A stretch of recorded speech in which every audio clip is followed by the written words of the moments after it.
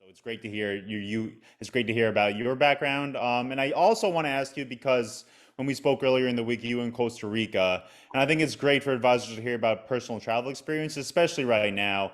I'm curious, what was it like traveling to and from Costa Rica, and how did it compare to previous trips? I know you took one during the pandemic too, previous trips in the past.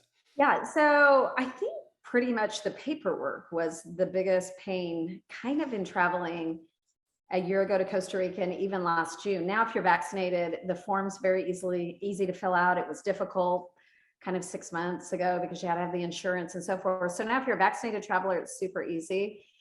Just to give you an idea where I've been this year, I've been to Tanzania 3 times, Uganda twice, Kenya. I've been to the Wow. Galapagos. I've been to Italy. I've spent a month in Greece. I've been in Turkey. I'm headed to Zimbabwe, Botswana, and South Africa tomorrow. So I've been through a lot of different airports and a lot of procedures and a lot of QR codes. And I think the QR code is the biggest stumbling block for almost every trip right now, but it's doable. So Yeah, that's what because I was recently in Mexico, and it was that the biggest hang up was making sure I had those 4 or 5 yeah, items on the pre-travel checklist. And I right, know, like I flew United, and United prepared me for that, and also the supplier I right. was going with prepared me for that. But is that you mentioned the biggest stumbling block? Those are the biggest stumbling blocks right now, just making sure you have all that paperwork You just and have to being be as more prepared as prepared possible. and have things printed off. So you need to be prepared. So tell your clients, get prepared. Have and you've got to work on it maybe 48 hours in advance, so you're not falling behind, especially with the PCR test internationally. I had an antigen test to come back in, couldn't get the PCR until late last night. So I did 2 tests yesterday, and it cost a lot. I spent over $800 in COVID testing in August alone. Oh my God, that Yeah, yeah, it's like you I got to don't. have a new career just to pay for the COVID testing.